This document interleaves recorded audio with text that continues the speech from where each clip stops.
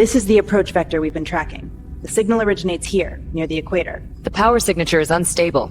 If it's a trap, we'll know the instant we drop out of drive. Or it's a... In fields of gold, our love was told, a story to unfold.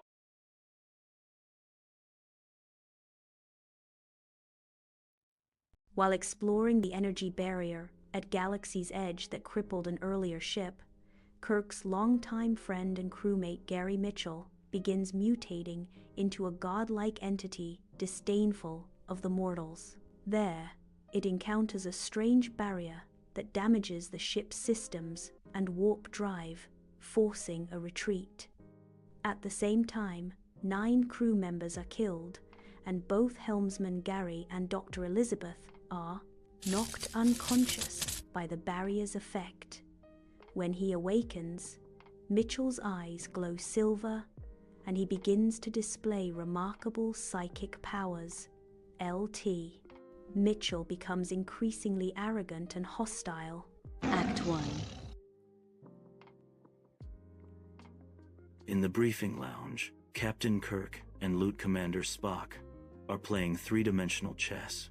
Spock warns the captain that he's about to checkmate him on his next move, but he is preoccupied with awaiting the bridge's update on the unexplained Earth vessel distress signal. The captain notes that Spock plays a very irritating game of chess, to which Spock responds with, "Irritating? Ah, yes. One of your Earth emotions." Captain Kirk makes a move that surprises Spock, and smiles, to which Spock simply turns to look at him, certain you don't know what irritation is. Kirk makes a sudden, intuitive move, sacrificing a pawn to trap Spock's knight. He leans back, a flicker of his old self in his eyes. Kirk says wryly, as Spock begins to state that despite the fact that one of his ancestors married a human female, Kirk interrupts and jokingly chides him, saying, "It must be terrible to have bad blood." Throughout the ship, the crew is reporting to their emergency stations. Kirk and Spock enter a turbolift to go to the bridge, and Lieutenant Commander Gary Mitchell, the Enterprise helmsman, enters Transporter room. The salvaged recorder is a mangled piece of metal, scarred by forces that defy analysis. It looks less like a piece of technology and more like a fossilized scream. Scotty handles it. Throughout the ship, the crew is reporting to their emergency stations. Kirk and Spock enter a turbolift to go to the bridge, and Lieutenant Commander Mitchell, the Enterprise helmsman, enters. Spock announces he's been able to get a signal from the recorder as Mitchell tries to flirt with Dr. Dana, who rebuffs him. Mitchell then openly scorns her as a walking freezer unit. Spock interprets the Valiant's message. They had encountered a magnetic storm and were pulled out of the galaxy, and that the crew sought computer records on ESP in humans. Frantic to find info, Spock's station chirps. He has broken through the static. He plays the recording. It's not a clean report. It is a soundscape from a slaughterhouse. The voice of the Valiant's captain is ragged, torn. Mitchell's eyes burn brighter as he retorts, "A man? I am beyond that, Jim. I can unmake worlds with a thought. ESP?" In the tense atmosphere of the Enterprise sickbay, McCoy is sweating, his hands a blur over the biomonitor, his face etched with worry. Extra sensory perception on that level. It's not possible. The human mind isn't structured to handle that kind of input. His neural pathways are overloading. He's evolving beyond human comprehension, McCoy exclaims, his voice strained with urgency. Dina's eyes reflect a haunting vision as she whispers, "He showed me possibilities, a new direction for humanity. Now, orders, counter-orders, repeated urgent requests for information." McCoy's expression hardens, his gaze intense. That direction leads to oblivion. "We have to stop him, but we're all doomed," McCoy insists, the weight of their fate heavy in his words. On the desolate, windswept surface of Delta Vega, Kirk faces Mitchell, now a godlike figure wreathed in crackling energy. Kirk, armed with a rock infused with dilithium crystals, prepares for a desperate final stand. The howling wind underscores the tension as Kirk pleads. "This isn't you, Gary. I know you're still in there." Mitchell's eyes lays with newfound power, his chilling reply cutting through the air. There is no me anymore, Jim. Only power. Kirk closes his eyes, a single tear tracing a path down his weathered cheek, a silent farewell to his friend. With a surge of desperate hope and sorrow, Kirk hurls the dilithium-laced rock, a blinding flash consuming everything.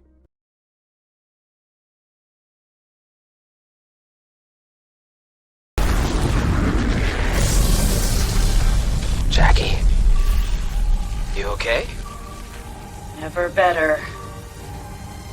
I, Captain. Chekhov. Reroute impulse to O-dampener. Sulu. Harden shields on dilithium relays. Now. Uhura moves to the engineering subplot console, reciting override codes from memory.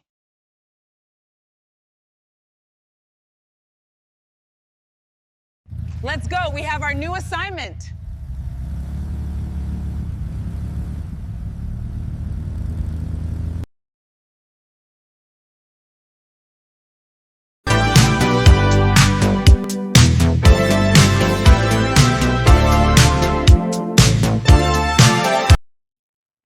In the conference room, Dr. Elizabeth Daner presents a grim medical report to Captain Kirk, the weight of her words hanging heavy in the air.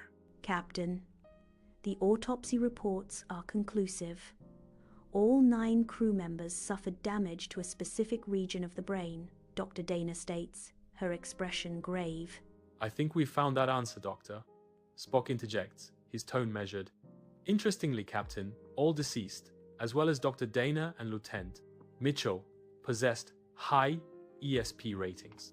ESP isn't inherently harmful, Dr. Daner counters. But Spock's next words cast a dark shadow. However, Doctor, extreme ESP abilities can manifest dangerously. Hello, Jim. Hey, you look worried. I've been worried about you ever since that night on Deneb the 4th. Yeah, she was Nova, that one. Not nearly as many after effects this time, except for the EYEs. Do you feel any different? Well, in a way, I feel better than I've ever felt before in my life. Actually seems to have done me some good. How? If you were in my position, what would you do? Probably what Mr. Spock is thinking now. Murk me while you can. Well, I'm getting a chance to read some of that long hair stuff you like. Hey man, I remember you back at the academy. A stack of books with legs. The first thing I ever heard from an upperclassman was, Watch out for Lieutenant Kirk. In his class, you either think or sink. I wasn't that bad, was I? A tense exchange unfolds as Kirk inquires about Mitchell's health, only to be met with unsettling nonchalance as Mitchell describes Spinoza as simple, almost childish. Better be good to me. I'm getting even better ideas here. Kirk looks at monitor. You? Spinoza? Hey, I'm trying to tell you I feel fine. When do I go back on duty? The atmosphere thickens as revelations surface. Dr. Daner will be observing you. You relieved of duty until further notice, while Mitchell retorts with a veiled threat. Didn't I say you'd better? Mitchell's telekinetic power continues to grow. Feeling thirsty, he moves a plastic cup below a faucet and dispenses water from it with his mind. People think that makes me a monster, don't they, Jim? Mitchell senses worry in Kirk and Spock's continued urging for the captain to redrum him while he still can. Just then, Dr. Daner enters the room. She asked him how he is holding up. The Enterprise is orbiting Delta Vega, but won't allow them to force him down there. Mitchell offers a disarming smile. Apologies for calling you a walking freezer unit. How are you feeling? Mitchell quickly uses his telekinetic powers to subdue both Kirk and Spock with an electric shock and informs them he's beaming down, as he postures about what kind of a world he can use. With a focused stare, Mitchell manipulates the vital signs monitor with his mind, sending the indicators plummeting down. Just a little demonstration, Doctor. I don't understand it all yet, but if I keep growing, getting stronger, why, the things I could do, like like maybe a god could do. Kirk knocks him out.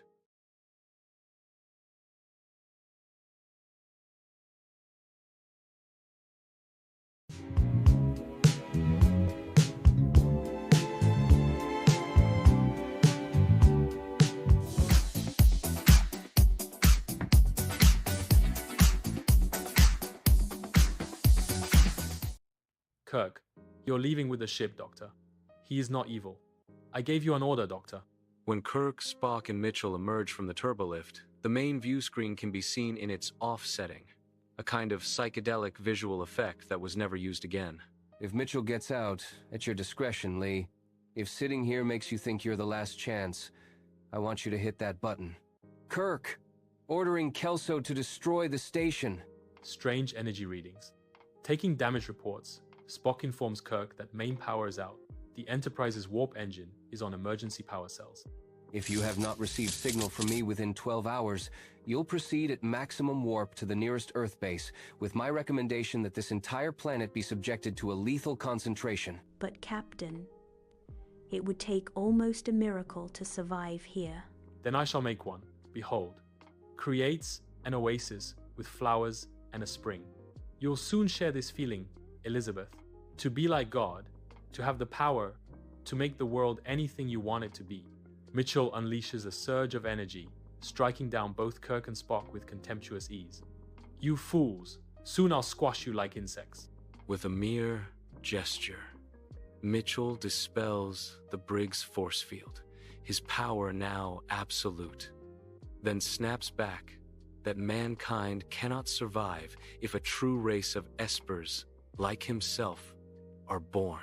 Kirk pleads with him to stop, but Mitchell refuses and is jolted back, draining the light in the eyes.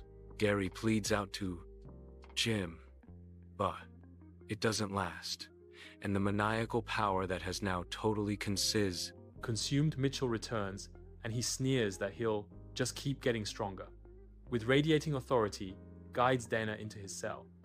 You should have killed me while you could, he commands. Go to him. Elizabeth, talk to him. Now that you're changing, I want you to see just how unimportant they are. On a desolate planet's surface, Mitchell stands defiant against the wind, a dangerous glint of him. Desolate, but rich in crystal and minerals. Kelso's task, transport down with a repair party.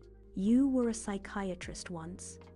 You know the ugly, savage things we all keep buried, that none of us dare expose. But he'll dare.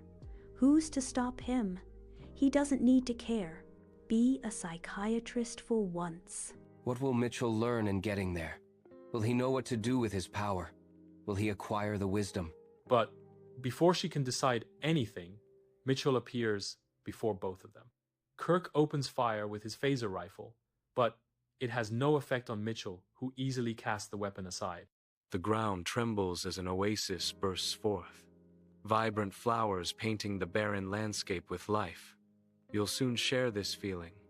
With me, right, Elizabeth? Kirk arrives, his face a mask of worry as he confronts Dana. What do you know about gods? Above, a massive boulder hangs precariously, a silent threat looming over the unfolding drama. Dana, now realizing that Mitchell is inhuman and becoming more and more dangerous, helps Kirk.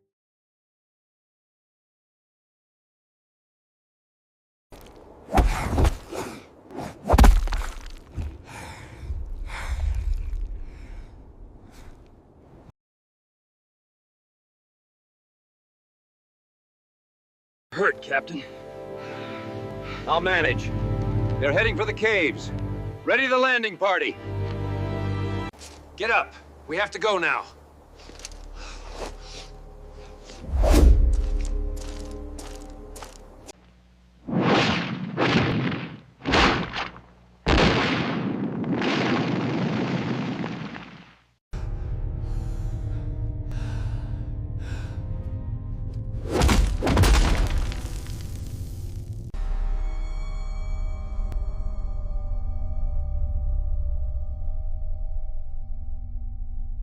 A perfect world of plastic love and pastel lies. One Ken ran out of time and Barbie ran out of patience.